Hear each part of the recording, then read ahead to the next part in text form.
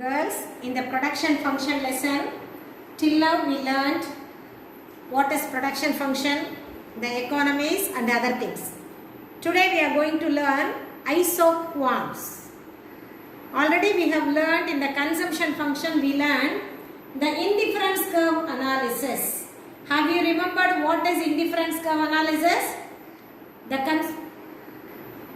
In the consumption function, the indifference curve analysis explains the consumer, while he is consuming the two products at a time, how he is getting the maximum satisfaction. So the consumer is getting the maximum satisfaction while he is consuming two products simultaneously. That we have studied in the indifference curve analysis in the consumption function. This is production function. Here also we are going to study about two inputs. The producer, he is going to consume or use the two inputs simultaneously to get the maximum production. In the consumption function, we have to get maximum satisfaction. In the production function, we are going to use the two variables or two inputs to get maximum production. So, the IC curve talks about indifference curve analysis, talks about two goods. The isoquant talks about two inputs.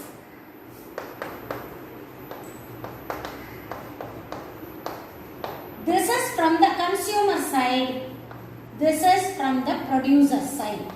Will you be able to understand what is indifference curve, what is isoquant? Both are similar, but here in the indifference curve analysis, we talks about the consumer while he is consuming two goods at the same time, how he is getting maximum satisfaction.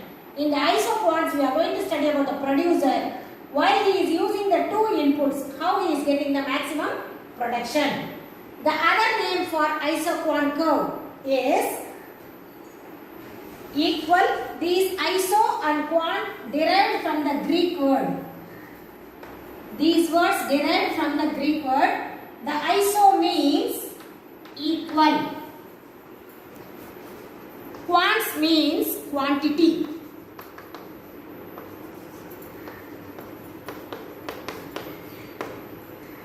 So the isoquants means equal quantity. How he is consuming the two inputs, how he is using the two inputs at the equal quantity to get the maximum production. So isoquants are similar to indifference curve also. The other name for isoquant curve is equal product curve.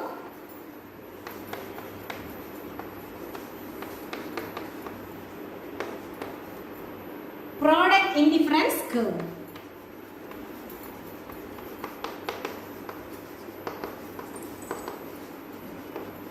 These are the other two names for isoquants curve.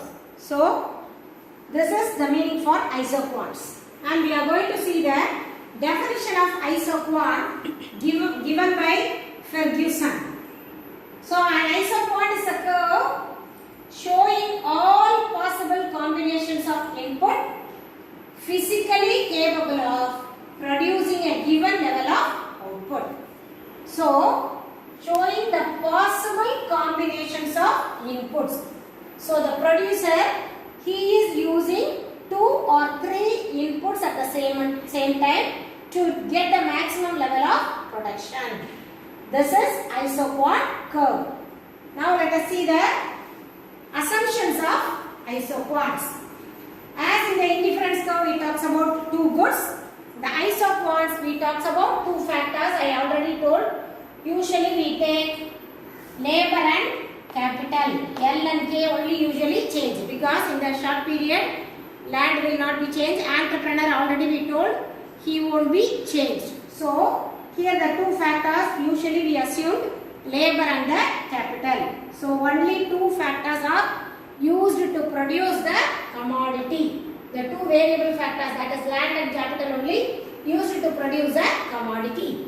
And then the factor of production can be divided into small parts. That is, he can either convert the labors. If he wants to keep 30 labors, not 10, he can convert it into small parts. So the factor of production can be converted into small parts. And the techniques which are used for production will be constant. There should be no changes in the technical. So technique is constant. And then the substitution between the two factors is technically possible. So the production function is of variable proportion rather than fixed. I already told, we have studied in the short run variable proportion, law of variable proportion is learned. So in that, one or two factors will be remain fixed, the remaining two factors will be changed. So the variable proportions are used rather than the fixed proportion. And the last one, the technique is not changed. So with the given technique, the maximum efficiency will be used to get the maximum level of production. So with the given technique, the factor of productions will be used at the maximum efficiency to get the maximum production. So these are the assumptions of isoquant curve. Then isoquant schedule I am going to explain you with a tabular column. Now we are going to see the isoquant schedule. As I said, isoquant curves are the combination of two inputs. So here we are going to take the labor and the capital. The first combination A, we are going to use 2 units of labor and 30 units of capital. So the output cloth we are getting is 400 meter. Now I am going to increase the units of labor. While one input is increasing, automatically the other inputs will be reduced. So the combination B, the labor should be 4, I am increasing. So the capital should be decreased. Though it is the labor is increased and capital is decreased, I am going to get the same output. Isoquant said the same thing only. While we are using the two combination of inputs, the maximum production will be happen. So that is isoquant. So whatever the combination, though you are changing the combination, you are reducing or increasing or decreasing the inputs, you will get the output in a same manner. Then the combination C, still I am going to use the unit 6 labors and I am going to reduce the capital as 16. I will get the same output. The same way, I am going to further increase the labor and decrease the capital by 8 and 10 and also by 12 and 10. So, whatever the combination, I am getting the output 400. So, isoquant talks about the two different inputs. Now, I am going to draw this in a diagram. Let us see the diagram. How the isoquant curve comes. We will see the diagram. So in the x-axis I am going to mark the labors. 2 units, 2 inputs we are going to use, isn't it? The 1 unit x-axis I am going to mark and the another one is, yes, capital we are going to do. So the labor I am going to do 2, 4, 6, 8, 10, 12 and the capital I am going to increase by 10, 15, 20, 25, 30, 35. Okay. So, what is the schedule says? While the 2 units of labor, the units of capital will be 30, isn't it? The first we said, let me write again, 2, 30, 4, 22, 6, 16, 8, 12, 10, 10. Okay. This is the combination we see earlier. This is labor, this is capital. As I said, while we are increasing the labor, we are decreasing the capital.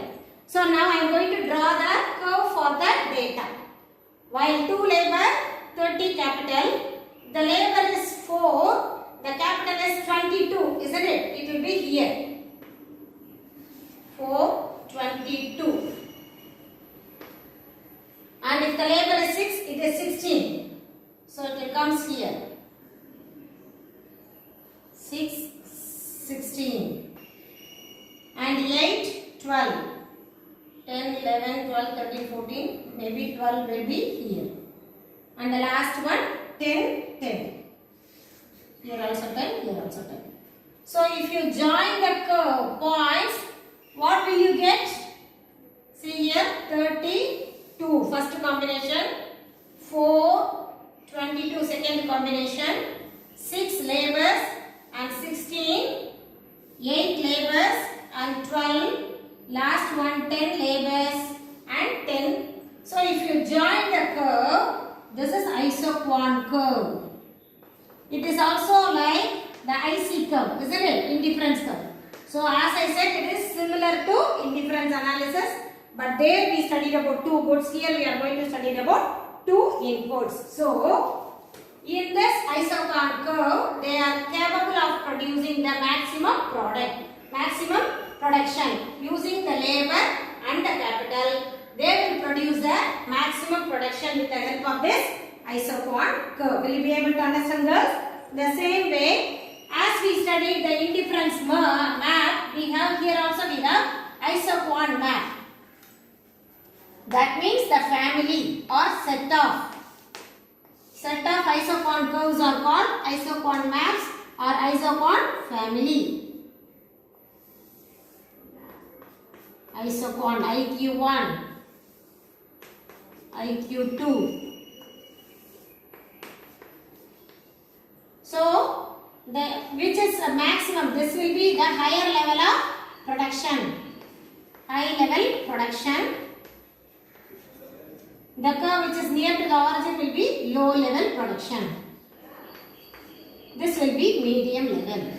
So, the set of isoquant curve altogether called isoquant map or isoquant family. Now, we are going to see the properties of isoquant. What we have studied for indifference curve, the same thing here also it comes properties. What are the properties? Have you remembered? Yes, it is always convex to the origin, it slopes downwards, it never cuts each other, isn't it? The same thing here also we have, because as I said, isoquant curves are similar to indifference curve analysis. The properties what we have studied in the indifference analysis also apt for the isoquant also. As first one, it has negative slope.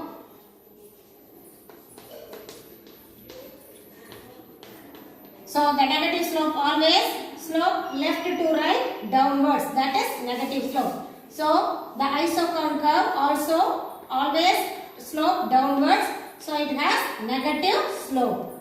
And the second one, convex to the origin. Already we have studied, isn't it? Convex to the origin. If you see the map, you can understand easily. Always the isoquant is convex to the origin. So the map, the IQ maps are always, IQ curves is always convex to the origin. It never intersects each other.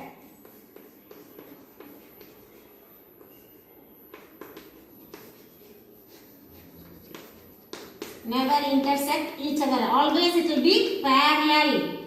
While we see the family, we have seen, isn't it? While you are drawing the IQ isoquant maps, we never cut each other. It is always parallel. The one curve is parallel to another curve. It never intersect each other. It won't intersect. It will not happen. So it is always, it never intersect each other. It is always parallel.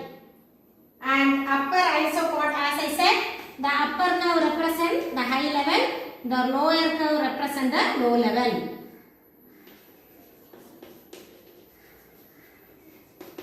High level production, the lower curve represents low level production. That also I have shown you, isn't it? The curve which is in the upper, it shows the high level production. The lower level shows the low level production. It never intersects each other. It is always convex to the origin. It will be negative sloping. So these are the properties of isoquant curve. With this map, you can come to, you can learn the properties, isn't it? It is negative slope, convex to the origin, it never intersect each other, the upper curve shows high level, lower curve shows the low level of production. So these are the properties of isoconcave. And also one more thing, it never touches the x-axis or y-axis. If you draw the line continuously, it will be parallel to either x-axis or y-axis. It never touches the x-axis or y-axis.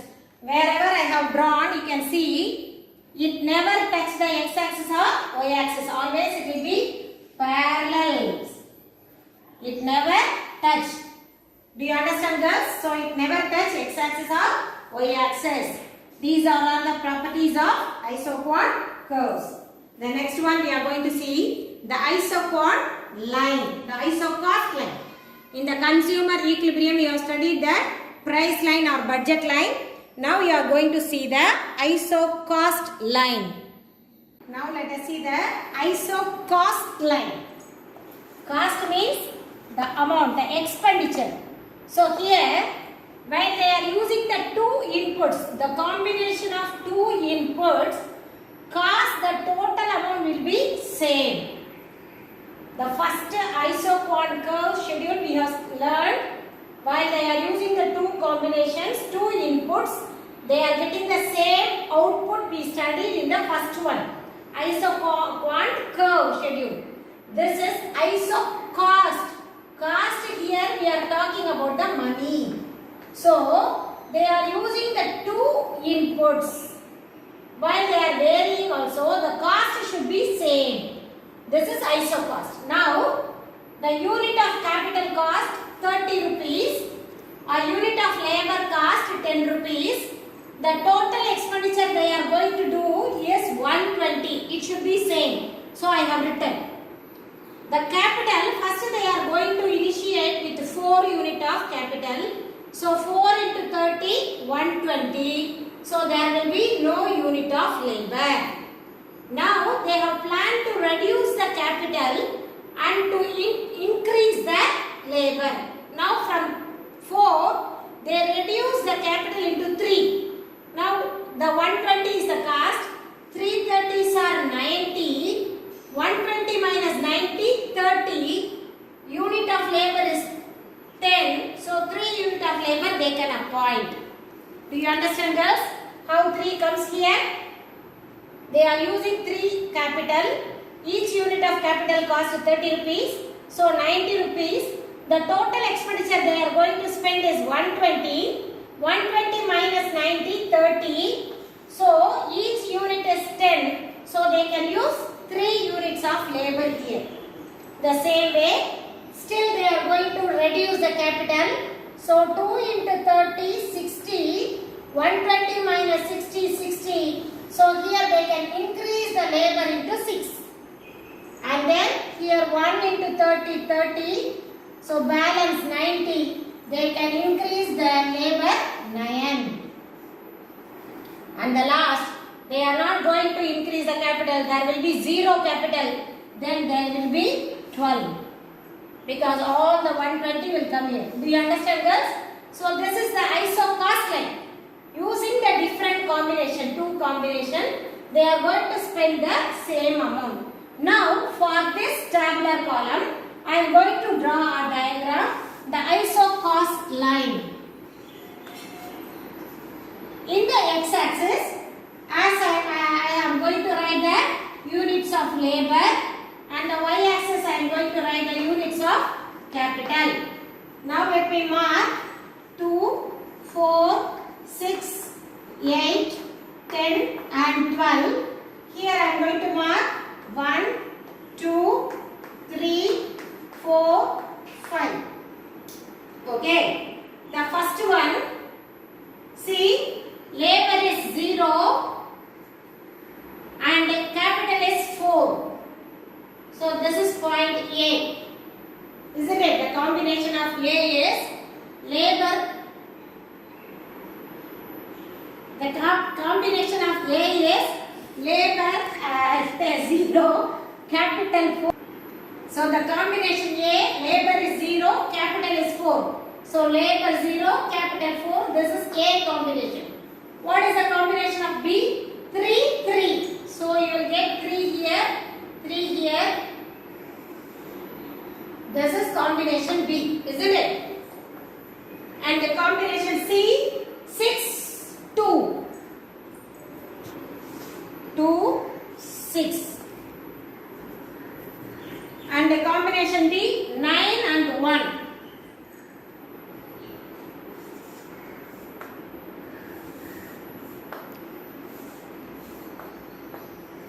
And the combination D, 12, 0. So here 12, here 0. If you join the line, you will get the isocost line. Do you understand, girls? The combination of A, we get 0 labors and 4 capital. Then the capital has been reduced and the labor has been increased. You will get the isocost line. If they produce the product in this cost line, they will get the maximum output. If they go beyond that, there will be no output. If they prepare below the line also, they will not get the maximum product. So at the point of this isocost line, they will get the maximum product and the maximum amount of cost will be used.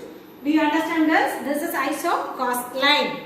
In that, next we are going to see the producer's equilibrium. As we studied the consumer's equilibrium in the indifference curve, we are going to study the producer's equilibrium in the production function.